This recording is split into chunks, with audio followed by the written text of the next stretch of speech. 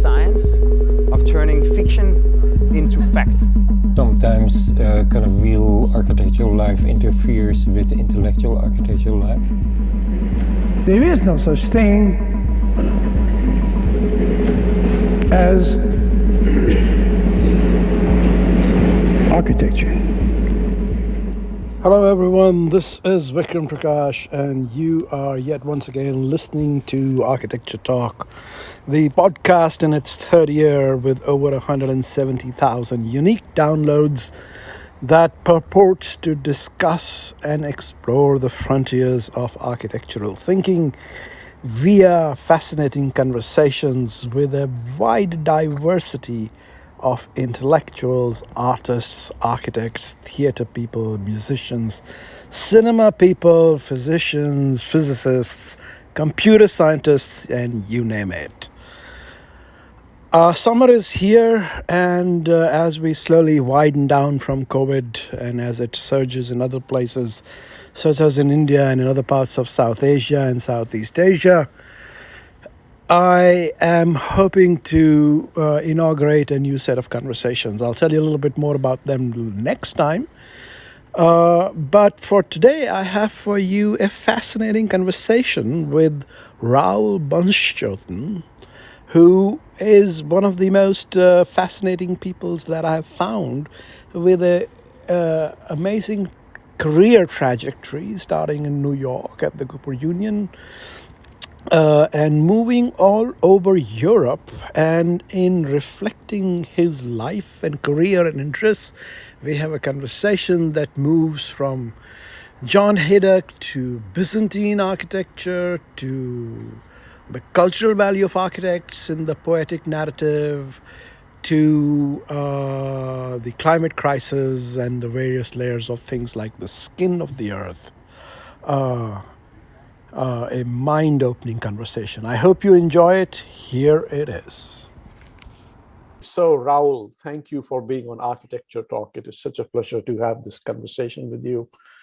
Over the years, I've heard about you. I've followed your work online. I've never had the pleasure of meeting you, but I'm very intrigued and fascinated by the trajectory of your career, which spans, well, both in the Europe and the United States. You started off at the ETH, I've worked at the Berlage, the AA, you've been here at Cranbrook, Columbia, and I think most recently you're at TU Berlin. But now, like I see, you are sitting in your basement in your archive in London, which is, I suppose, your primary home. So let me just start off by saying, how you doing? How have you been coping with this strange pandemic situation?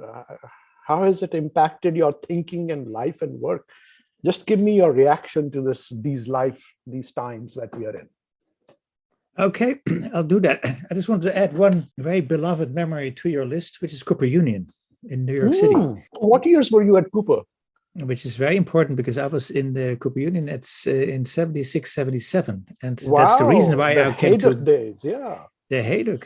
That's because, of course, I was in Cranbrook. Yeah. I was in Cranbrook for 2.5 years, but I was a full year as a non-matriculate student in Cooper Union, invited by John Haydock himself, and because I met Bob Slutsky in Italy on a workshop, and that year was quite important. So I just simply wanted to add that to your list because that was a very formative year.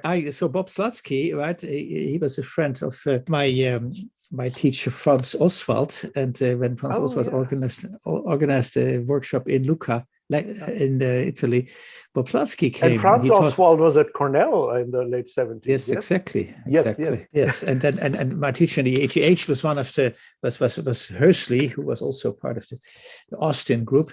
Yeah. And so there were a lot of connections to the United States. And so I had some trouble for some crazy reason. I had some trouble doing the collages that Bob Slutsky wanted us to make. And but I played cello, so I made some music. And then at the end, Bob Slutsky said, "Well, if you have trouble in this workshop, why don't you just come, to us in the Cooper Union?" We had introductions of John Haydock, so luckily I knew what it was and about John Haydock and all that. And I said yes without even thinking. Good choice. Good decision. And then I got this letter, I still have it, privately written by John Haydock, inviting me, which of course then I showed to my parents. I said, well, I have to send an invitation, what do I do? But that was an absolutely amazing year. I was first in the ninth square grid space. That was the first year studio with John Haydock. Of course, I spent a lot of time with John. And I teamed up with Joan Oakman. I don't know if you know Yes, of her course, name, I know Joan Joan Oakman. Yeah, of course. So I teamed up with her right in the beginning. But then at some point, I got a bit itchy because the kids were younger than, apart from Joan, younger than me, and I felt it was a bit further, more advanced, right? Because I'd done the 2 years of the ETH. So John at some point said, well, okay, if you're itchy here, and I'd done the 9 square grid bubbles, so then I'll put you in the 5th year. So he catapulted me from the 1st year to the 5th year, where I walked into these rooms full of guys that were doing their Cooper Union thesis projects. I'd never seen anything like that in my life. So here I was sitting on a table, what to do? Yeah. But John was amazing, and he coached me, and I bought a bicycle and started cycling around Manhattan in '76, which was a great place. I was invited, some Cooper students, sung in the choir of Steve Reich. They said, well, come along. And so I went to Steve Reich. There was Vito Aconci just down in the Bowery. Really?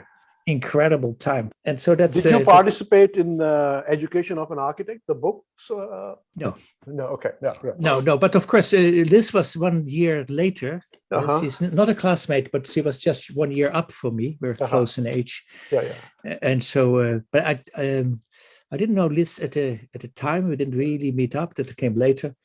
But no, I was not. She did that mainly. She pushed that book. No, I was not involved in that. My final project was a beautiful wall house a la Haydock on an end of a pier, made cast with plaster, and it was a beautiful project. No, but it was an amazing, absolutely beautiful year. And of course, John was incredible. Incredible, yeah. I mean, I still show his work and refer his teaching methodologies. I did a lot of reviews at Cooper, but later on, after Haydock, when Widler was there. So I ended up having a good relationship with him because he kept inviting me, and that led to another thing. So I came back. And at some point when I was finishing in the ETH, I asked him advice where to do an MA. And that's how I landed in Cranbrook, because he said, well, why don't you join Danny? He's just set up this thing in the Cranbrook. And I said, Danny? Who's Danny? Liebeskind, right? So then I saw some stuff. I said, all right, well, that's why I went there. But the relationship with John stayed on. And of course, through that, my wife, Ellen Binet, met John. I started to do, of course, all the photographs for John of all the installations and all the work, So I see. So she started would you still describe yourself as thinking somewhat in the Haydock? Absolutely. Mold? Yes, I think so. And I see that he's coming back. A lot of young students are interested in him, and I feel there's a need for his poetic approach, the narrative, the poetic, symbolic.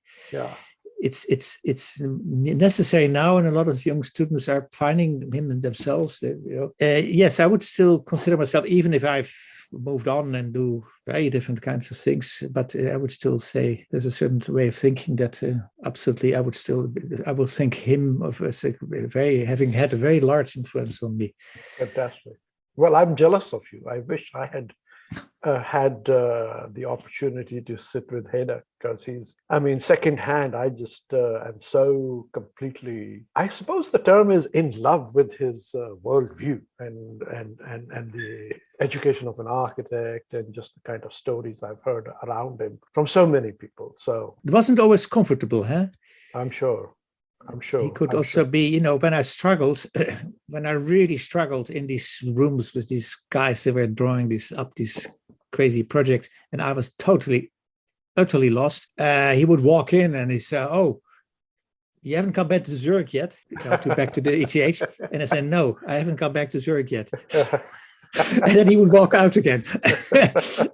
So and that lasted for a while, until I started having models on my desk, and then he got interested, and he picked, So he could be brutal too. It could be. I'm sure. But One of the somewhere peop- along the road, you must have started reading. I don't know, post-structuralism. Is that how Khôra came out? Did Khôra Yes. come out of Kristeva and other sort of post-structuralists? Yes, tangentially, but there was one more person that influenced me at the time. I took classes because I wanted to do everything in Cooper Uni. I took classes with this a sculptor that was a young sculptor that was teaching there. His name is Hans Hake, and he became quite famous later on. And I took a class, and that was fantastic because he taught me to think conceptually, and I made kind of sculptural conceptual things, and that was also quite important as a counterweight.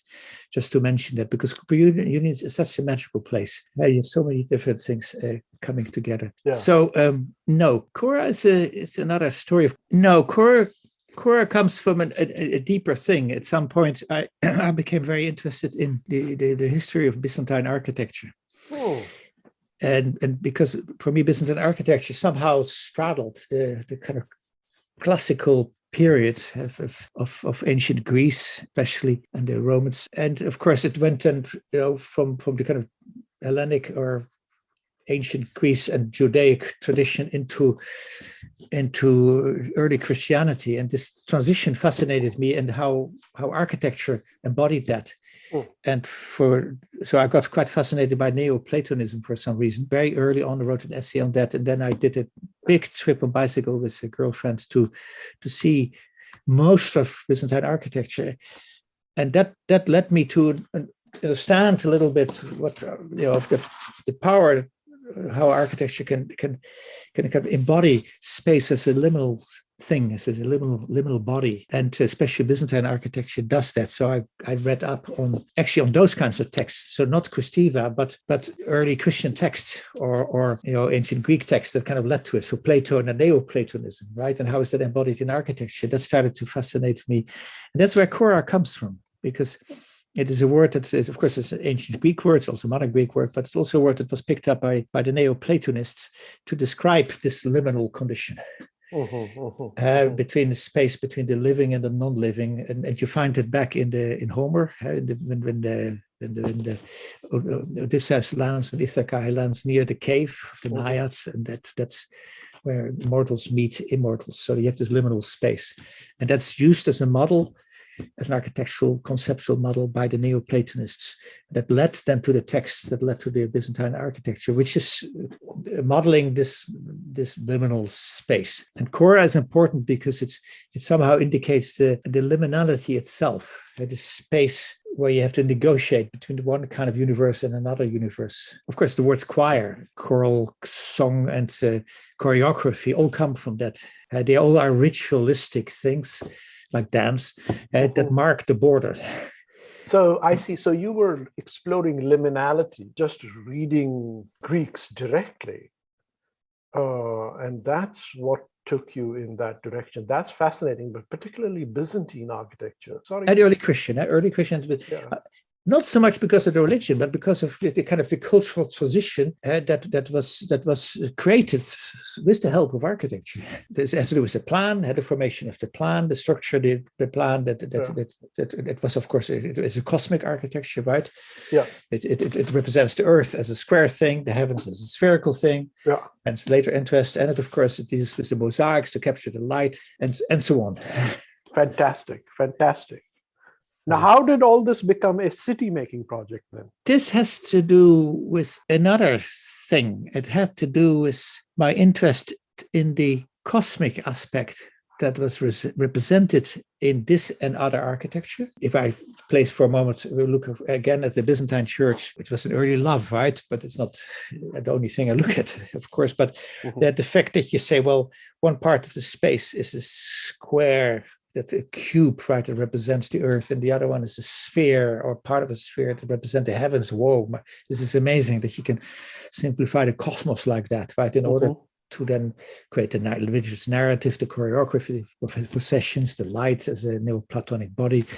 So then I started to also look and I did a lot of installation work or model work that was inspired by John Heydrich and by Libeskind to some extent. My earlier years were making things. You see some old fragments sitting behind me because I'm sitting in the Khôra archive here, or at least one of the archives. And then I started to look at some ancient Greek texts that dealt with the kind of visions of materiality in space. Anaxagoras, for example, and Anaximander that talk about infinity and the particles that create this infinity. And I started to be interested in architecture as a representation of the cosmos, as the universe. Nothing new here. This is the whole history of architecture. Capture that in the different ways that it embodies, and that it came from some of my teachers. And I started to look in that deeper. And then I started to do very early work on the representation of the earth and the birth of architecture in relationship to that earth. And that's the project very early project in Van Aspen that's called Soul's Cycle, comes from there. The act of architecture touching the skin of the earth. So the concept of the skin of the earth comes from that period. That it was the earth as an architectural object, but also negotiated through architecture as a building. And then at some point, my wife, then my partner and girlfriend, came with me and photographed both the process, and we decided both that we would photograph a series of these spheres. I don't know if you've seen some of them. They were black cement spheres, and to photograph sections of them, like Malevich, black squares, I call them. And then I raised the question, well, if this square looks like lava, it's kind of frozen dynamics. But of course, this could be like an early Earth. But maybe it's more interesting if this is also a picture of the dynamics that contemporary cities represent. So then I leapt into what would become urban flotsam, the early book, but also the concept of urban flotsam as a kind of fragmented idea of systems. And that was the kind of turning point, these photographs of my now wife, and then, of course, the method behind them. And then I started to be interested in urban systems, urban life as part of the first skin, but that has then become the second skin, right? Which is the concept that I'm still working on again, I'd probably say, because Constant City is linked to that. And so this first skin and second skin of the earth became the shift from the earth as primal architecture to the second skin as a contemporary kind of life of society and expansion of architecture. So that was probably the moment, because I was trained, as an architect, or being trained as an architect. I did fairly traditional project in the ETH, or actually nice project, but okay. And then this sort of remark makes me think that the earth as these black spheres, and the earth with the skin and the second skin, which also therefore implies the earth has a body or a sort of corporeality or something beneath the skin. Yes.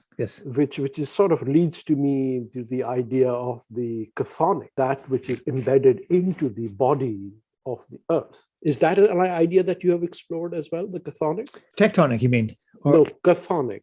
Chthonic. Yeah. Tell me more. It's the subtractive architecture. Let's just say rock cut architecture, or something that is made like Cappadocio, or yes, absolutely. I call it I use a simpler word. I use the word cave. Cave. Okay, yes. So cave architecture. Yes, cave architecture. Yes, I have been working for a while, also and published on a concept where you go from the body, holding architecture, up into the horizon and into the wind. I call that cave, earth, horizon, wind. That's a lecture I've been giving to BA students for several years. Now I've stopped that, which I said, look, I give you a different, forget a lot of stuff you're taught. I give you a pictorial, poetic kind of definition of architecture. And then I start with caves. Of course, Plato's cave is part of it, but also the belly of the woman, of a pregnant woman, is part of that, because the pregnant woman has, in fact, also a cave. And but also now that the innermost sanctum of a Hindu temple is called a womb. Have you looked at Hindu temples? No. That is great. Yeah, it's called womb home, Garbhagriha. And it is Beautiful. a solid cave. Beautiful. Yeah. Yes, of course. It makes sense. Yeah. So I showed them, and the students look a bit shocked, because X-ray of a pregnant woman.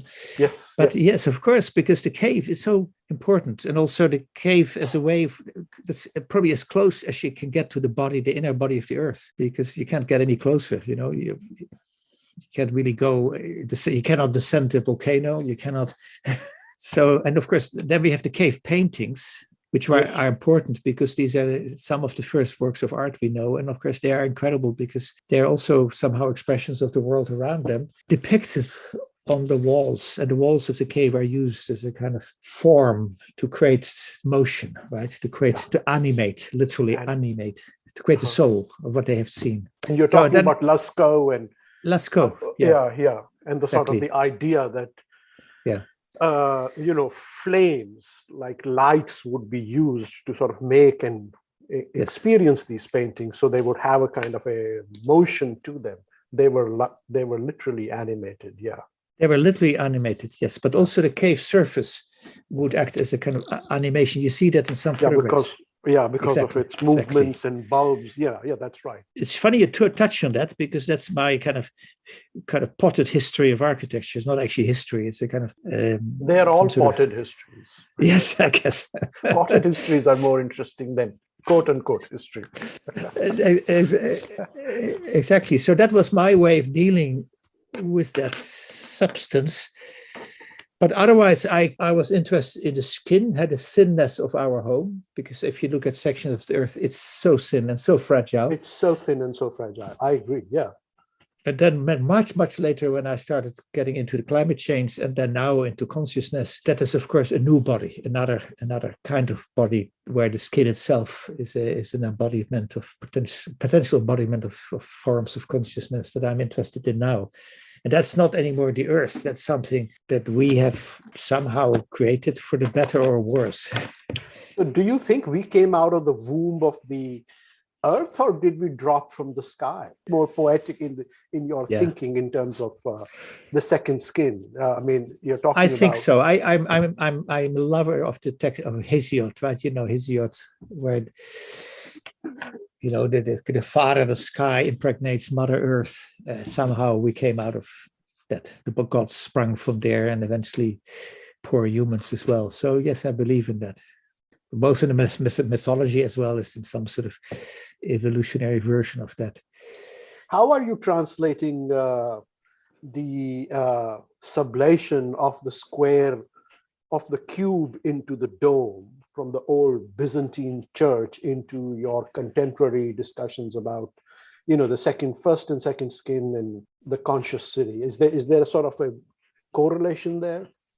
Yes, of course. This is fascinating because this has led to one of the great innovations in architecture is to do the sublimation. And how do you transfer from a square wall structure to this hemisphere was fantastic, right? You get I forgot the name, but you get the invention of this. Pendentives. Yes, pendentives, I think you're right. Pendentives later on, yeah. Pendentives come later on, but get it. So it's a geometrical solution. So partly this is geometry, it's pure geometry, but partly it's of course a purely spatial solution to get from the one to the other. And of course, what happens then it's interesting you pick on this. What happens, of course, in the iconography of the back to the Byzantines for one moment more is that, of course, in the narrative. The iconography of the walls, right, is that in the pendentives you have the messengers. This is a bit of Christian geography. Sure. The iconography, sorry, it's that you have the evangelists of the New Testament occupying these pendentives. The transition, of course, between the Old and the New Testament, and of course they were placed in these what is an architectural innovation, these transition zones. And so one more aspect, but of course that this was a pure architectural innovation. It was extraordinary. Of course, then later in Gothic cathedrals you have other types of structural inventions, but it was a structural invention. So, but this is the invention that are you trying to recreate this invention in some ways through these devices that you're constructing for doing the city in a different way? Yes, I think so. I mean, if you leap forward to the times of COVID and of climate change, I believe there are devices. For example, there are devices that we're now working on, the way we're talking, right?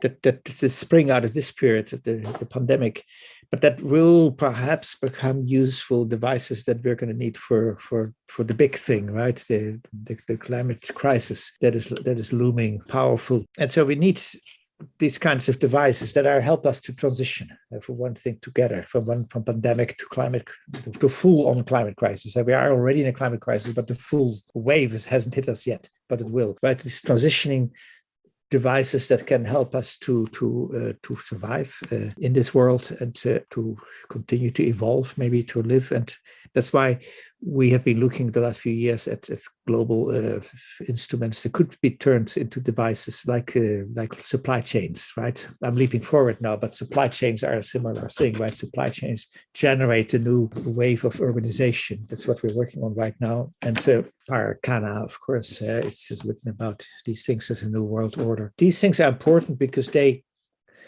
are what they are. They express globalization and the global economy. But of course, if you see them also as drivers of the doubling of the total global architecture that exists right now, then they have to become devices in which this global architecture has to help us to mitigate climate change, or even turn into a kind of survival toolkit. So you're proposing in a sense, redoing of the global supply chain architecture as an infrastructural mechanism to potentially stave off climate change? Yes, something like that. I mean, I would quote Sir Nicholas Stern here. He's one of the, he wrote one of these manifestos and he's not one of the earliest because you have to go way back, but he was one of the very important figures that wrote about climate change. And he also wrote about the Belt and Road Initiative of China. And he said, well, the Belt and Road Initiative is probably the world's largest make or break vehicle for climate change mitigation and adaptation. Basically, what he's saying eventually the supply chains and whatever comes out of them will kill us off properly because it will just keep pushing the emissions higher and higher. Yeah. And because of our lifestyles, or we turn it into a device with which we should not stave off, but mitigate probably and find kind of survival modes with the coming waves of climate crisis. I introduced that to my students by using the word hack and flip. That I basically told them we got to. No niceties here because this is brutal. First of all, the Belt and Road Initiative initiated by President Xi Jinping of China in 2013 was a huge, largest global architecture you can imagine. And then the extension of that, the global supply chains and this new world order that Paracana is talking about are just big things. Architects have nothing to do with them. They're not there. They're not around, right? But architects can imagine. So you can imagine to hack into them. So I told them hack into them and I flipped them. This is the typical hacker language, right? You flip them, they become your own, right? You turn them into your device, right? And then architects, of course, are tiny little dots. They're nowhere in terms of this whole wave of globalization, all that. But they can imagine, and the imagination. Is that what architecture is? I mean, what is your definition of architecture in all of this? Well, I would say I would go in two directions. For a while I got pretty sad and a bit depressing because I was getting more and more involved in this digitalization and the wave of smart cities and so on. And I started to be sad because in all these conferences and all these places and fairs I went to, no architects, never any, not a single architect. Correct me if I'm wrong, but one of the statistics I read that in the United States at some point more than 50% of architects were hired by internet-based companies. Could be true. I mean, if it's not true, it will be true. The bit that made me sad was the realization that architects are slowly sinking to the bottom of the food chain. And this made me sad, this feeling, that the food chain is established now, that the urban... They're sinking to the bottom of the food chain because we have become aestheticians or because you talk about the data city, you talk about... Yeah, exactly. they're relevant. There's no, the big clients are now, whoever, Google, Facebook, and so on. But that's not even quite it, because there where it matters, the development of new urban infrastructures, the design of those things, just at the end don't land in the inbox of architects. And that I know this is a very big brush that we are using right now to paint this, but that made me kind of sad, because I said, what do we do then? What is our role? And then the last few years I swung around completely, and I realized that this goes back to Hayduk again, right? The poetic narrative is not based on pure economy or pure logic or pure rationality.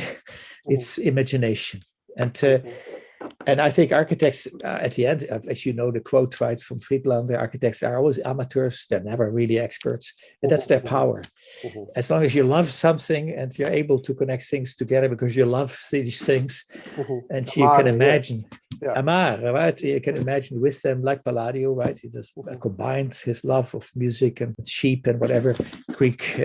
Then I think architects have an incredibly important central role in culture, because they can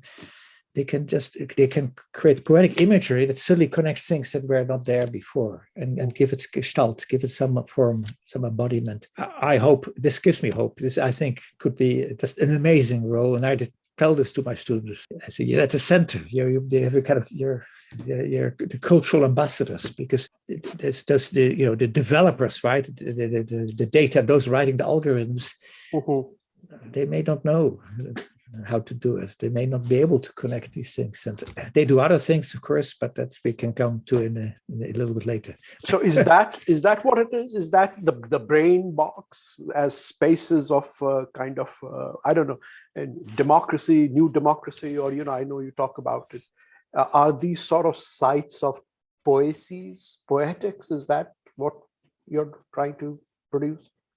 Yes, that was always the kind of ambiguity that I wanted to build into the brain box, which is a project that kind of happened for a while, and then that kind of disappeared again, and now we're reviving it again. I'm a bit of a restless person, so I always keep moving. I'm not exactly an entrepreneur. I totally understand. I'm like that.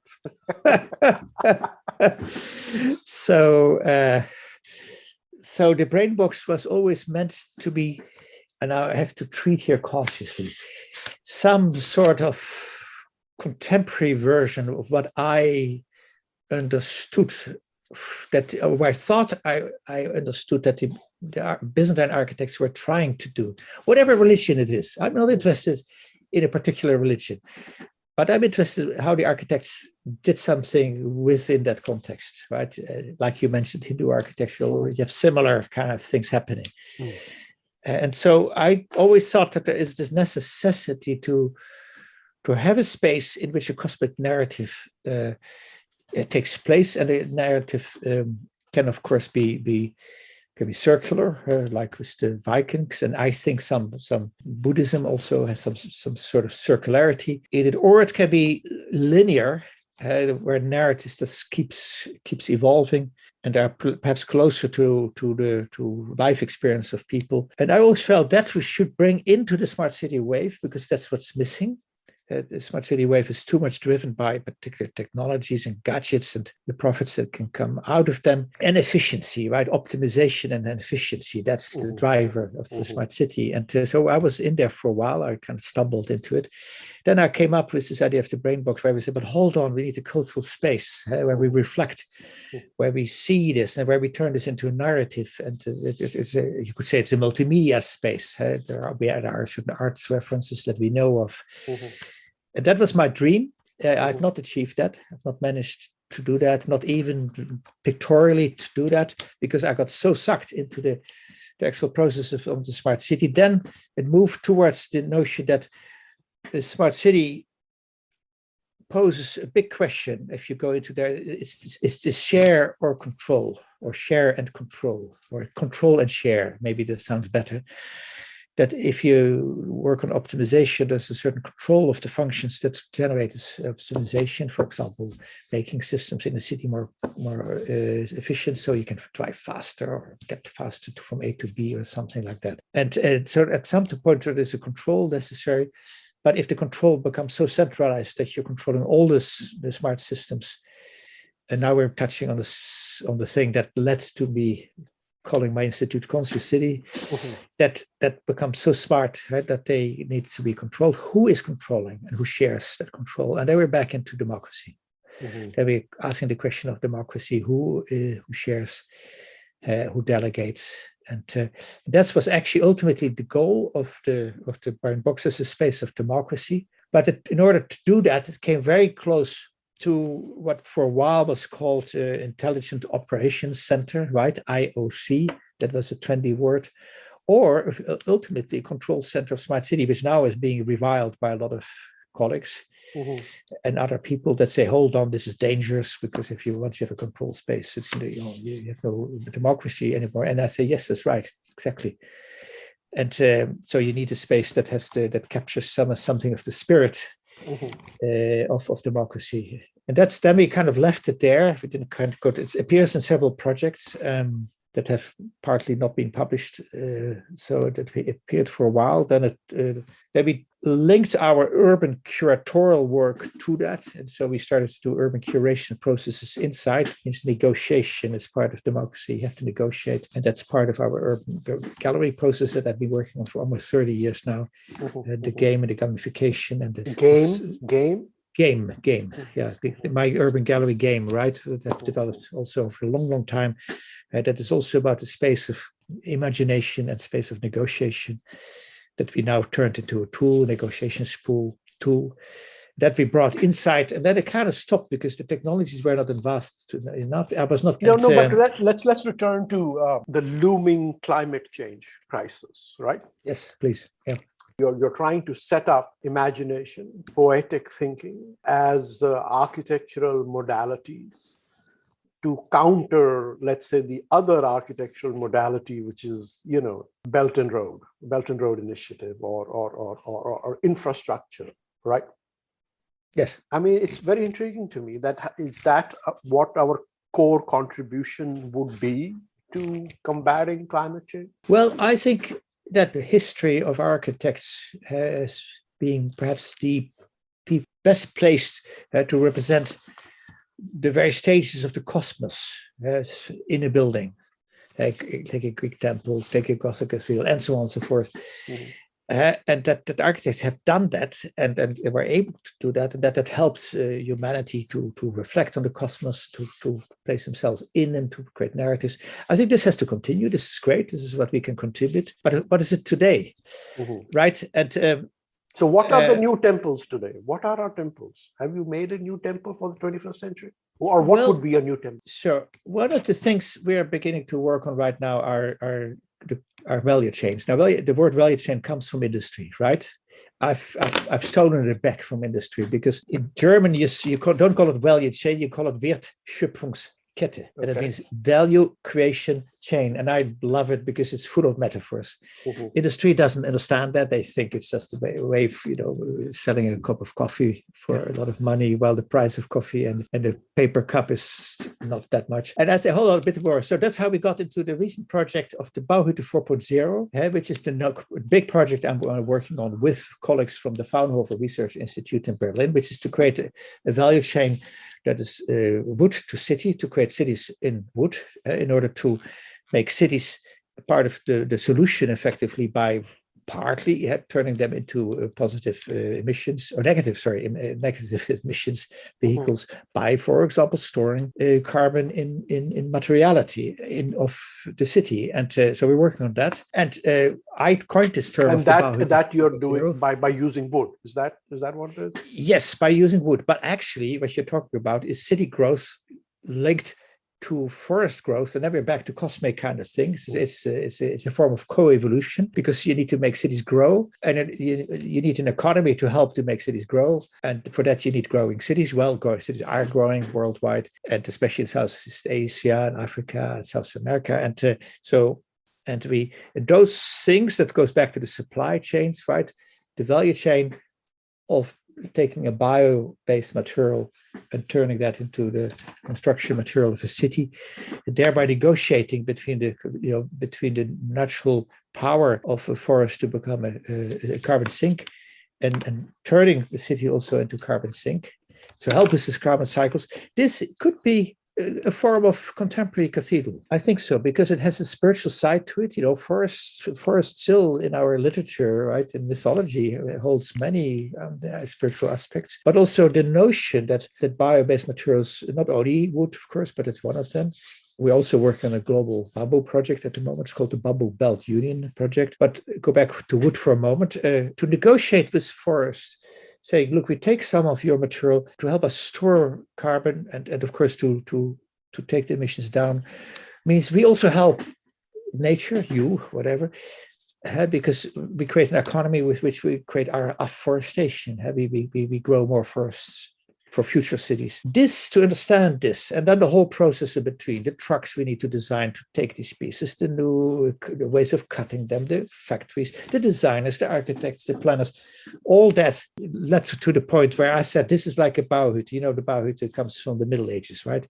It was the building lodge where the experts met from different places in Europe to build the Cathedral of Chartres or the Canterbury Cathedral, or it was called building lodge or bouwhütte. It was very prevalent in the German culture. And so that's important because these were the experts that built the cathedral that were, of course, again, cosmic or spiritual expressions. And so we say we have to build today's cathedrals are like bio-based city-making value chains. Right? It's not a building, but it's an urban construct, right?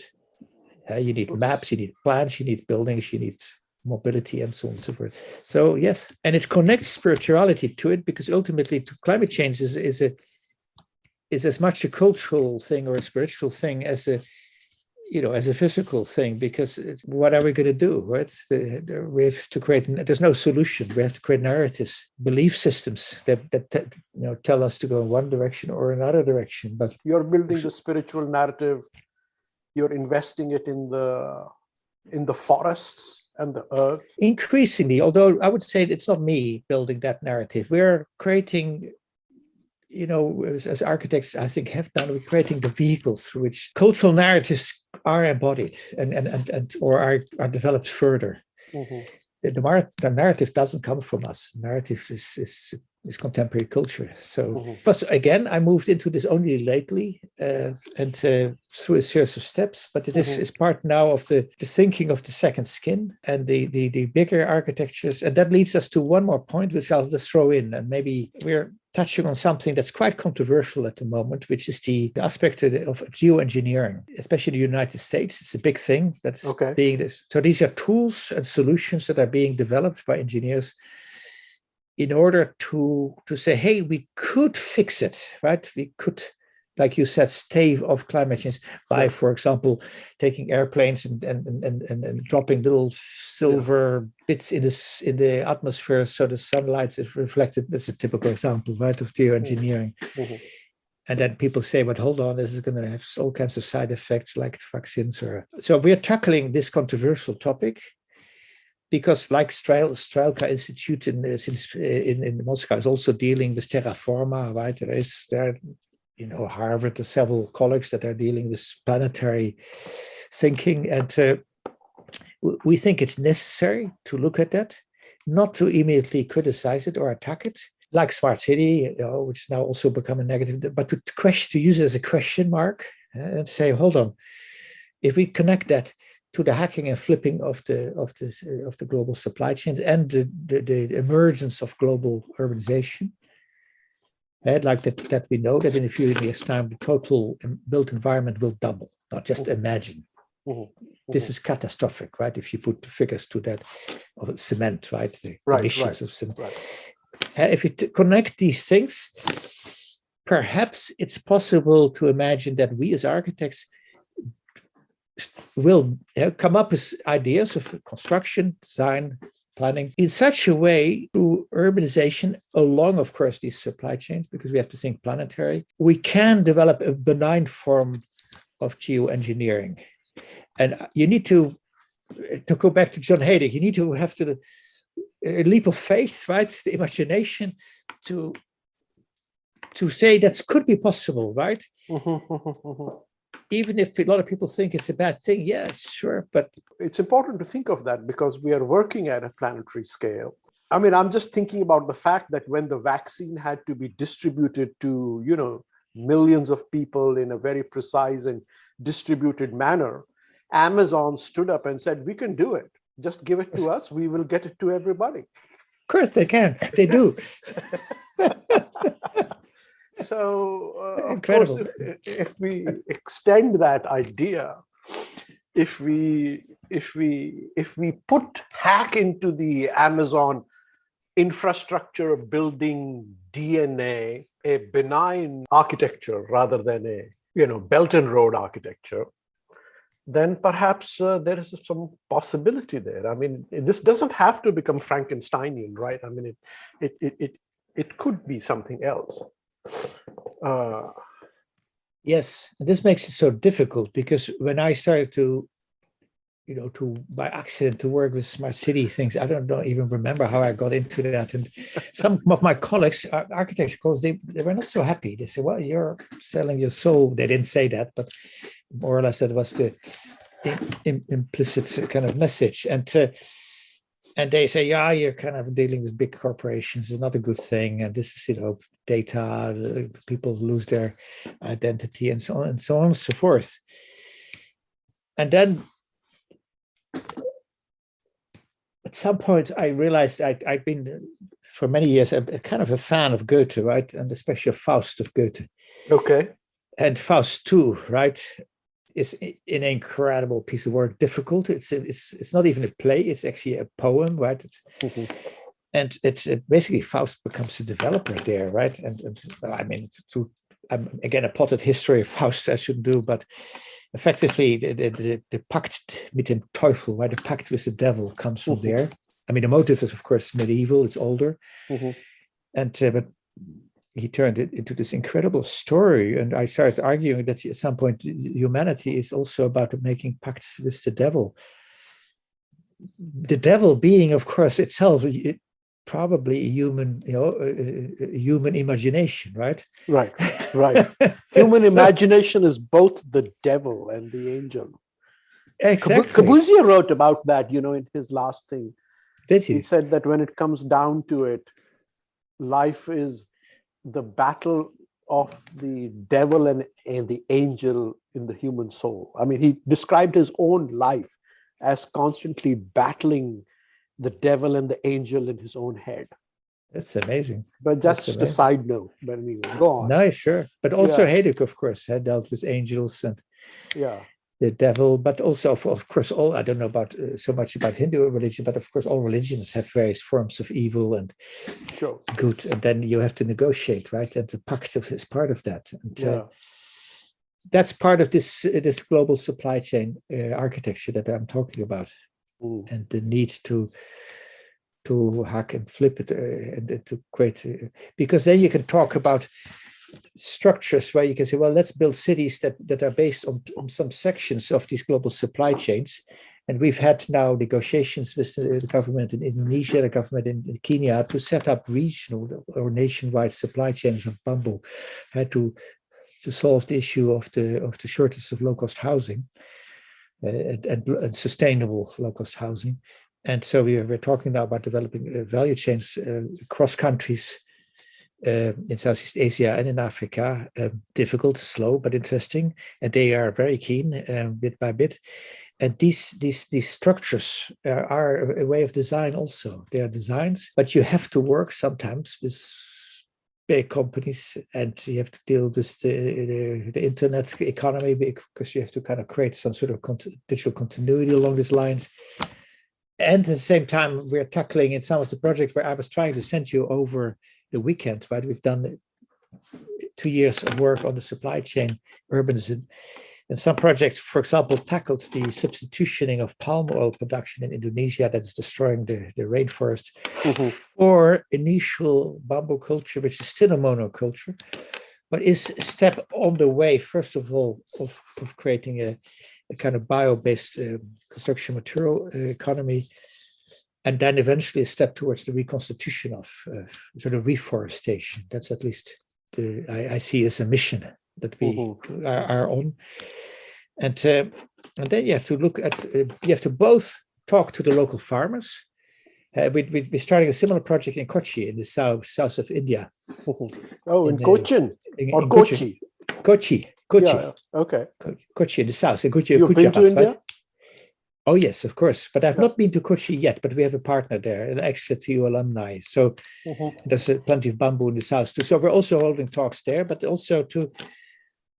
the same time, we have to deal with Unilever. And so I say, oh, well, we're going to talk to Unilever. And they said, what? You're going to talk to Unilever? They're a monster, right? Dutch company, right? Originally. And I said, well, but if you don't talk to them, then who are you going to talk to? Because somehow they are the big monopoly of the palm oil. You can't just do a few experiments and so that's again the hack and flip. We haven't done it yet, but somehow I'm gearing myself up to doing this. Just like we're having talks at the moment with the head of future research of Volkswagen. Yeah, I mean, if you know how to connect the hack and flip to democracy becomes the complicated question. Yeah. But let me return back to Khôra as we are, towards the last part of our discussion. Khôra was, as you said, liminal space. It's sort of at the edge of everyday civilization. It's kind of a threshold, a sort of a portal, a pre-portal in Timaeus, but a post-portal in the kind of Byzantine, to the city. If there is the city, Khôra is always sort of slightly outside the city, is it not? Yes. Prior to and post to the city as such. What happens, when you sort of apply that concept to the city itself? Or is there a Khôra to that Khôra? Is there a liminal to that liminal? Or do we sort of live in grace in that sense? No, we don't live in grace, I think, although that's another, of course, a narrative. Yeah. It's a beautiful narrative, because what do we do, right, to make ourselves happy, to entertain ourselves in times of the pandemic, right? It's a parallel question, right? What do people do? Yeah. How do you live in grace during a pandemic? That's a good question, but the question of the other, right, of the outside of the city has evolved itself. Like the word Khôra now simply means the village or the old material city. That's the new Greek. But I'm also being careful here because I don't see it at all as a religious terminology at the moment. Perhaps there's a metaphysical or philosophical aspect to it. Of course, we know Deleuze worked on it quite a lot. It was not outside the city. It was the realm of the immortals. That means it's the space of the other, right? And that you cannot say, well, there it is. Of course, in pictures, in all religions, we have, of course, pictures and geographies that deal with this issue and the liminality. When you enter that, you're either dying or you go into another state and so on, right? That's what religions are about to a large extent, I think. So that's why I talked about the rituals, not about a border between the city and the world or something like that, but between, you and the gods on the Olympus, right? And so on. So this other is geographically not defined on a map. Sure. And this is why I called my institute now Conscious City, because I got a bit fed up with the idea of the concept of smart and the smart city. And said, hold on, there's something else. So I started to ask the questions that came out of the brain box. I asked the question: if we make all our systems smart, right, and we begin to link them together, because what we do as urban planners, we're all about integrating systems, right? That's what we do, also to tackle climate change. So if we begin to integrate systems that become smart, and of course now with neural networks and artificial intelligence, we teach them to teach themselves also, so they're smart in terms of machine learning. They can learn, right? And they go on learning. And then when we connect them, they will learn from each other. And then I posed a question in this call. I didn't publish this yet. I should actually. What if we had created an aggregate of intelligent systems? And now we're talking about not smart anymore, but we're now in, that's what the wave of smart city is over, right? We're now in a kind of intelligent wave. What if these systems are intelligent enough that they also create an aggregate of intelligence, which we want to?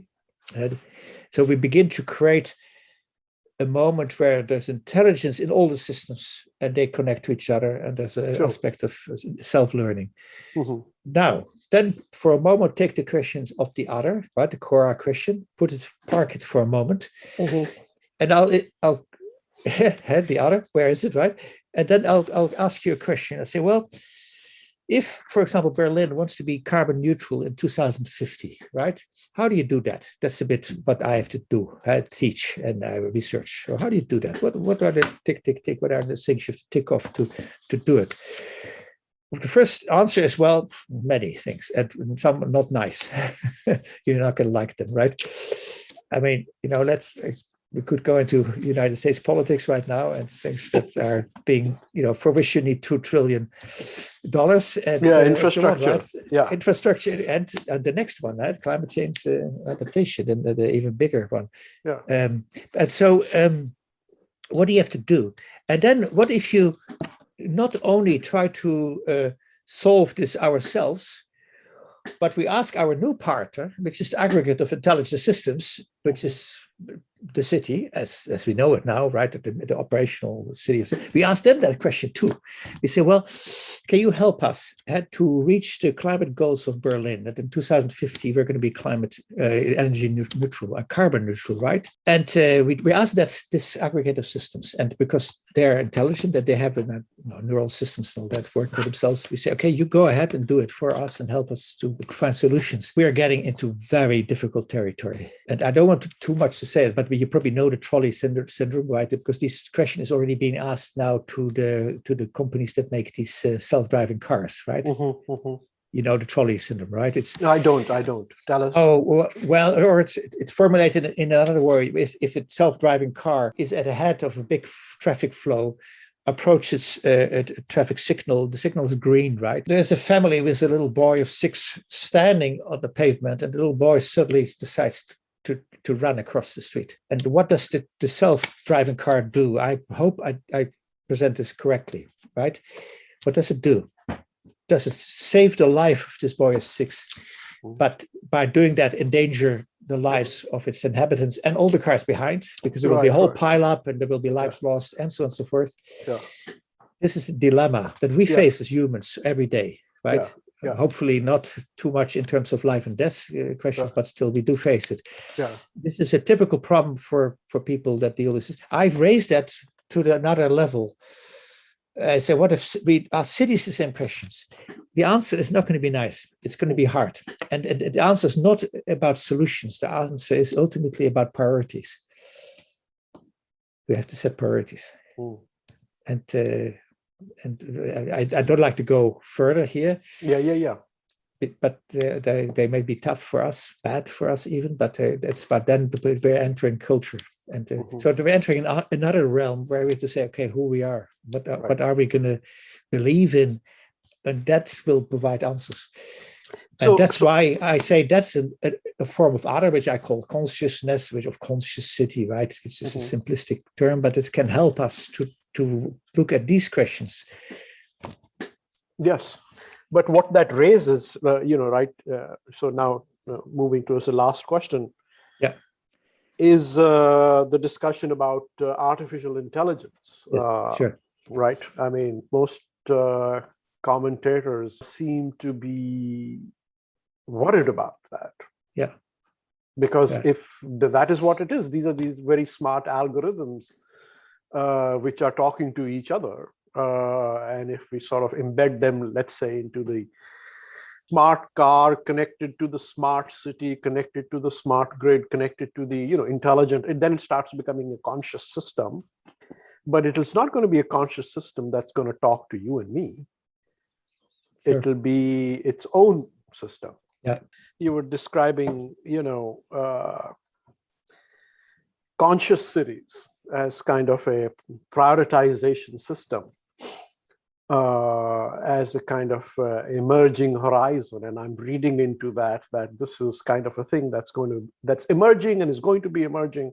We need to sort of program in, sustainable thinking solutions into that. We got to sort of think about this kind of infrastructure, which is digital and real, so to speak. that we've got to have some kind of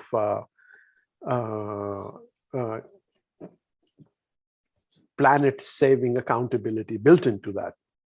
But I was sort of then asking the question of artificial intelligence, and I'm no expert on artificial intelligence. I'm not a. Me neither. Absolutely not. I couldn't tell one algorithm from another. Yeah.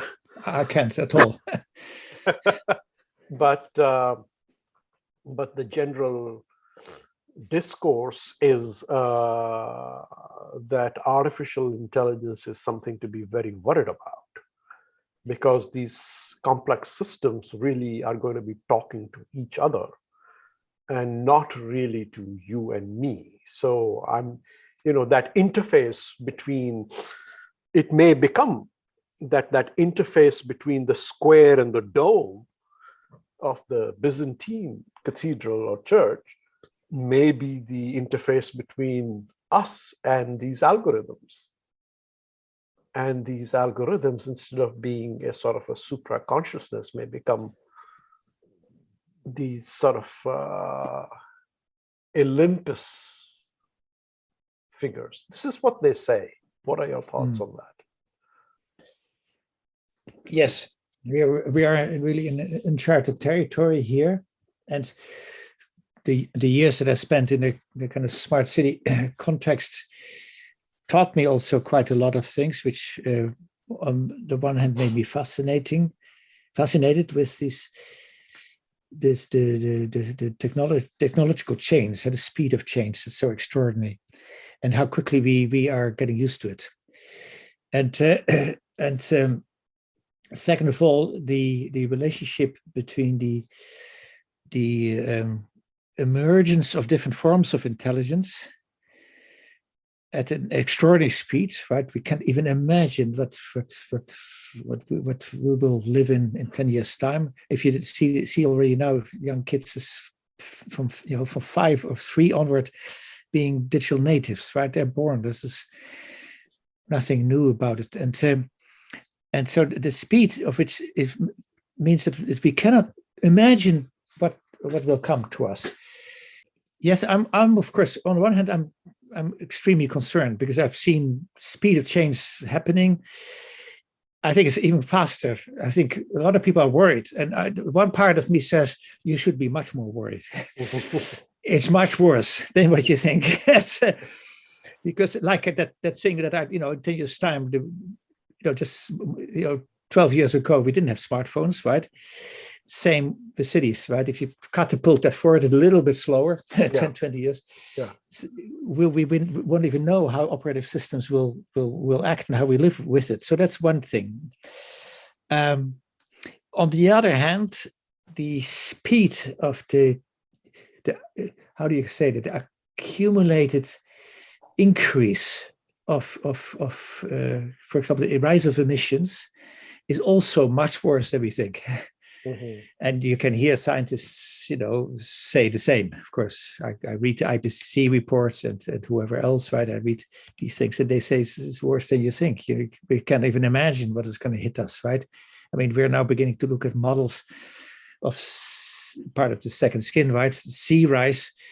And if you then look at a country like Bangladesh with 120 or 130 million people, in 20 years' time, if you then put a calculation of the sea rise, I have not been to Bangladesh. My wife has been, well, about it. A lot of the country is like 1 meter, less than 1 meter. Yeah, that's right. So just think of that in a few decades, a country like that has an existential threat, and they're not like the Dutch who can build a few more dikes. It's a bit more complicated in Bangladesh. So what will happen? They will start to move. Who's next door? India. India is not going to be happy with. And anyway, you can imagine the rest, right? So this leads to conflict, and so this worries me also. This what is coming to us, and so I also feel that. That we have to do something with certain technological advances, and some will change us beyond any form of shape. That's why sometimes I even say, when people say, "Oh, how are we going to live in the future with robots, right?" And so on, right? It's kind of question. Then I wonder, but how do we know we are still right? Human? Because in a few years' time, probably the amount of pacemakers, right? The artificial limbs, the extensions of our brains, which people already are practicing with, will move as fast as the So we is not we in 50 years' time. I'm just speculating on this. That means also we have to be a bit optimistic that we say, well, this will happen. And it will be an incredible endeavor, incredible experiment. And then connected with that we will need whatever we can use for the climate change. And that has, by the way, I don't see it as saving the planet. The planet doesn't need any saving. The planet is going to be around. Doesn't care. Yeah, planet. Yeah, doesn't care. It's going to be around for a billion years, billions of years. It's going to be fine. Another 4.5 billion years. So it will be fine. Exactly. But we may live for another 10,000 years or something. Well, not even we, right? So what are we talking about? But this bit of, how many years can we or some form of we still live? I think we should hand this over to our children, at least as a possibility. Right. I was usually impressed by Greta Thunberg. She was such an incredible, an incredible person. But it was, in a sense, when she started as a young teenager, right? Yeah. So I believe we also have to be optimistic. We have to believe that we have stories. We are imaginative. And what I teach my students, maybe I say that because I have no solutions here. I'm also coming to an age where we can transmit. We maybe some wisdom a bit, but otherwise. And that's why I love the teaching. Hello, are you still there? Yes. Okay. Yes. Hold on. Sorry. There we go. You are next to an interesting sculpture, but yes. No, in the picture. Let me just finish this thing because I tell you a bit about my teaching. Right, the two things we are teaching now: gamification, because I think that the game. I told you. And she's not just being nice to me. She's getting a bit bored. Plus, she's settling on my notebook here. And that is a sign that it's dinner time for her.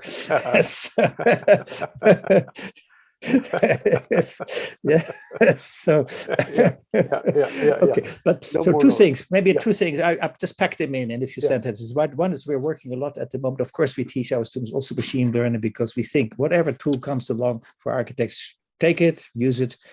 And it is very creative tool. It's like a beautiful paintbrush, I think. Secondly, we're looking a lot at gamification now, and we think that game engines are used now in the leisure industry are very important for us because gamification is a way of helping architects to design spaces that are negotiation spaces, and that's a form of intelligence. It's a form of human intelligence that emerges out of games. Of course, some games are shooting games, but it's okay. It's a way that a lot of people are now communicating with each other, and we think that it's important that architects also can design this. So we actually teach students now gamification in order to deal with the complexity of climate change and city design. That's one thing. And the other thing is a very simple word. It's leadership. That I more and more tell my students that whatever they are going to do, of course, they can also be a leader of a big office, right? Look at big, Bjarke Ingels, who popped up as helping now Europe to make the new Bauhaus or something like that. Why Bjarke Ingels, right? Well, because he's a superstar, right? But not necessarily the best architect, I think. But I think that to go back to teaching for a moment, that's whatever happens with these technologies, and also whatever I think of artificial intelligence, not that important. But what I think is important that these people that we teach, the complexity of negotiation, right? Handling these new tools, but maybe not being too worried about it, artificial intelligence, but kind of using which tool is the right tool in order to you can create, for example, a wood to city value chains, right? Something that actually transforms, actually triggers a different future. How can you create a different future, right? Through your actions. And then you have to have a cool look. Okay, there will be intelligent systems, yes, but if you know how to connect them and give them a narrative, maybe it works. And that leads to, so I've people from the world, like every university, probably you also, and so I asked them, what do you want to do? What are you going to do with what you learn here? And perhaps what is important is that you get ready to interpret the transformation beyond what we do now, what I say or whatever, but that you are ready with your narratives and your ability to choose tools you will need to create these steps of transformation towards the future. What the future this will be, you will have to decide. That's an active responsibility that comes with leadership. And what I'm doing there, or I'm trying to do, is to say architects have a responsibility. It's a social contract, of course, we know this, Rousseau and all that, but they do actually, and it's a leadership position. And you have to take it seriously, you have to be as creative as you can be, but see it as a form of leadership, because more and more I think the profession of the architect is going to be completely reformed. Yes. And that's what you probably do this too. We are now working on the new profile of the architect, and they will be acting it out and practicing this new form. And we have to get them ready for it. Yes. Raoul, thank you so very much. I am infected by your optimism. I'm infected by your commitment to imagination. I'm so happy we started our conversation with John Haydock and the Cooper Union. This has been a delightful exchange. Thank you for your time. Thank you, Vikram. It was a great pleasure. Thank you for giving me this opportunity also to simply talk and meander with our thoughts. I love that. Thank you for listening to Architecture Talk. This is your producer, Amelia Jarvinen. We hope you enjoyed the conversation, and if you did, please subscribe and rate us on iTunes or Spotify. We would also love to hear from you if you have any suggestions on new topics or guests. You can always reach out to us on our website, Facebook, or Instagram.